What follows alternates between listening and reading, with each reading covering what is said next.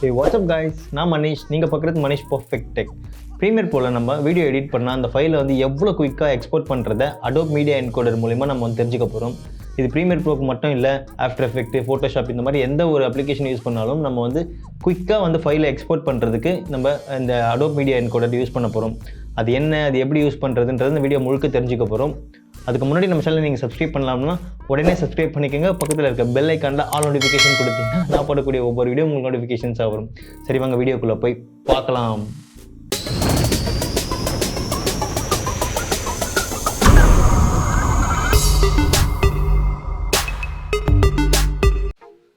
நீங்கள் premier ப்ரோவில் edit பண்ணும்போது உங்கள் ஃபைலை எக்ஸ்போர்ட் பண்ணுறதுக்கு ரொம்ப நேரம் டைம் எடுக்கும். ரெண்டர் ஆகிறதுக்கு ரொம்ப டைம் எடுக்கும். சில பேர் வந்து பார்த்திங்கன்னா கமெண்ட்ஸில் சொல்லுவாங்க, ப்ரோ இது ஒரு மணி நேரம் ஆகுது, 2 மணி நேரம் ஆகுது, 8 மணி நேரம் ஆகுது அப்படின்னு நிறைய பேர் சொல்லுவாங்க. அதெல்லாம் உங்கள் கிராஃபிக்ஸ் கார்டோ இல்லைனா சில சிஸ்டம் சம்பந்த கான்ஃபிகரேஷன் இருக்குது. But at the same time இந்த என்கோடர் மூலிமா பண்ணும்போது பார்த்திங்கன்னா உங்களுக்கு வந்து சைஸும் கம்மியாகும். அது மட்டும் இல்லாமல் குயிக்காக எக்ஸ்போர்ட் ஆகிடும், டைம் வந்து அதிகமாக எடுக்காது.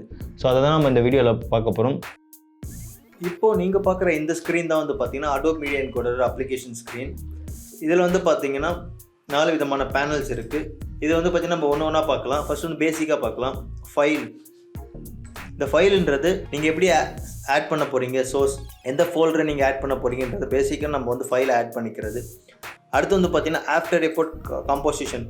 நீங்கள் ஆல்ரெடி நீங்கள் ஒரு ஆஃப்டர் எஃபெக்டில் வந்து ஒரு ஃபைலை க்ரியேட் பண்ணி வச்சுருப்பீங்க, அதை டேரெக்டாக நம்ம இம்போர்ட் பண்ணிக்கலாம். அடுத்து வந்து பார்த்திங்கன்னா ப்ரீமியர் ப்ரோ சீக்வன்ஸ். நம்ம நார்மலாக ப்ரீமியர் ப்ரோ நம்ம பார்க்குற இதே மாதிரி ப்ரீமியர் ப்ரோ சீக்வன்ஸை நம்ம வந்து டேரெக்டாக எடுத்து யூஸ் பண்ணிக்கலாம். அப்புறம் வந்து பார்த்திங்கன்னா நார்மலான ஸ்டாப் கியூ இதெல்லாம் பார்த்திங்கன்னா இங்கே இருக்கிற அந்த ஆப்ஷன்ஸ் தான். இது நார்மலாக பேசிக்காக இருக்கிறது தான். அடுத்து வந்து பார்த்திங்கன்னா எடிட்ன்றது நம்ம உங்களுக்கு சொல்லவே தேவையில்லை. And, read, cut, copy, paste இது எல்லாமே சாதாரண விஷயம் தான். நம்ம வந்து இது ஷார்ட்கட் கீ கொடுத்துருப்பாங்க, அது எப்படி யூஸ் பண்ணுறதுன்றது. ப்ரெசென்ட். இந்த ப்ரெசென்ட் என்னென்னு பார்த்தீங்கன்னா நீங்கள் வந்து இப்போ ஒரு என்கோடிங்கை யூஸ் பண்ண போகிறீங்க. அந்த ஃபைலை வந்து பார்த்தீங்கன்னா எந்த ஃபார்மேட்டில் நீங்கள் வந்து யூஸ் பண்ண போகிறீங்க. ஸோ அந்த ப்ரெசென்ட் தான் இங்கே கொடுத்துருப்பாங்க. நீங்கள் மேலே பார்க்குற எல்லாமே தான் இங்கே கீழே இந்த ஸ்க்ரீனாக கொடுத்துருப்பாங்க. கேமராக்கு என்ன மாதிரி ஃபார்மேட்டில் இருக்கணும், அப்புறம் வந்து டிவிடி ஃபார்மேட் பண்ண என்ன மாதிரி ஃபார்மேட்டில் வரணும், சிஸ்டம்க்கு எப்படி இருக்கணும், என்னென்ன ஃபார்மேட். இந்த ப்ரெசென்ட் தான் நம்ம வந்து பார்த்திங்கன்னா ப்ரீசெட்டாக இவங்க கொடுத்துருப்பாங்க. அப்படி இல்லை நம்மளுக்கு ஆட்டோமேட்டிக்காக வேணும்னாலும் நீங்கள் கஸ்டமாக ரெடி பண்ணிக்கலாம், உங்களுக்கு என்ன ஃபார்மேட்டில் வேணுமோன்றது. அதுதான் இந்த ப்ரீசெட் ப்ரௌசர் ஆப்ஷன். அப்புறம் வந்துட்டுனா விண்டோ. இந்த விண்டோன்றது நீங்கள் பார்க்குற இந்த ஸ்க்ரீன் தான். இப்போ நீங்கள் ஒன்று அதை வந்து டீசெலக்ட் பண்ணிங்கன்னா எல்லாமே க்ளோஸ் ஆகிடும். பாருங்கள், நான் எல்லாத்தையுமே க்ளோஸ் பண்ணிட்டேன். இப்போ பார்த்தீங்கன்னா ஃப்ளாங்க் ஆகிடுச்சு.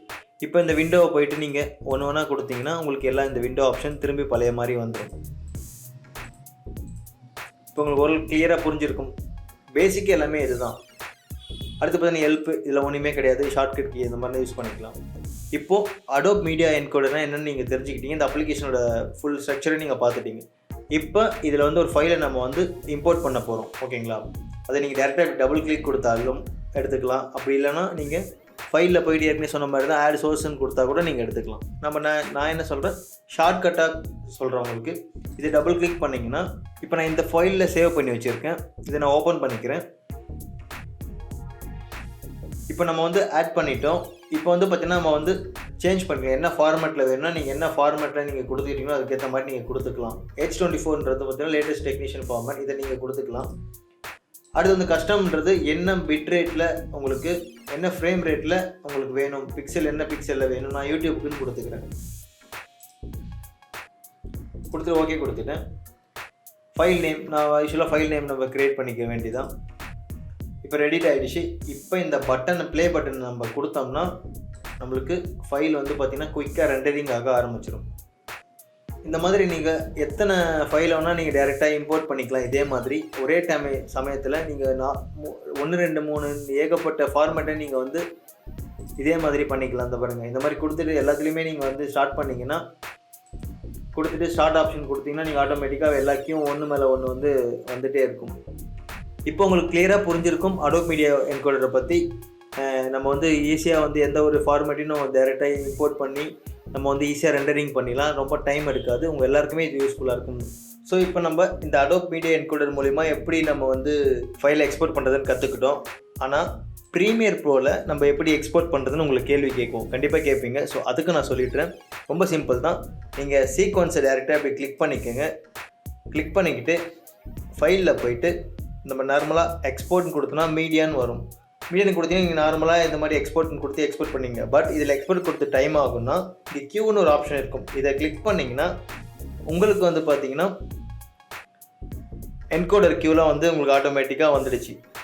அவ்வளோதான். திருப்பி நீங்கள் வந்து ப்ளஸ்ன்னு கொடுத்தீங்கன்னா பிளேன் கொடுத்தீங்கன்னா உங்களுக்கு ஆட்டோமேட்டிக்காகவே வந்து பார்த்தீங்கன்னா ஃபாஸ்ட்டாக வந்து ரெண்டரிங் ஆக ஆரம்பிச்சிடும். இப்போ ரெண்டாவது மெத்தடை பார்த்தீங்க. இப்போ மூணாவது மெத்தட் இன்னும் ஷார்ட்டாக நான் சொல்லணும்னா இந்த சீக்வன்ஸ் ரெடி பண்ணி வச்சுருப்பீங்களா, இங்கே இந்த சீக்வன்ஸை அப்படியே ட்ராக் பண்ணி இப்படி விட்டிங்கன்னா போதும், இன்னும் வந்து வேகமாக உங்களுக்கு வந்து திரும்ப ப்ளே ஆக ஆரம்பிச்சிடும். அவ்வளோதான். கண்டிப்பாக இப்போ உங்கள் ஓரளவுக்கு கிளியராக புரிஞ்சிருக்கும் எப்படி நம்ம வந்து ஃபைலை எக்ஸ்போர்ட் பண்ணுறன்றது. கண்டிப்பாக இந்த வீடியோ எல்லாருக்குமே கிளியராக பிடிச்சிருக்கும் நான் நினைக்கிறேன். இந்த வீடியோ உங்களுக்கு பிடிச்சிருந்தா லைக் பண்ணுங்கள், ஷேர் பண்ணுங்கள், மறக்காமல் உங்கள் கருத்துக்களை கீழே கமெண்ட் செக்ஷனில் பதிவு பண்ணுங்கள். மீண்டும் உங்களை வேற ஒரு நல்ல வீடியோவில் சந்திக்கும் வரை until then bye from Manish.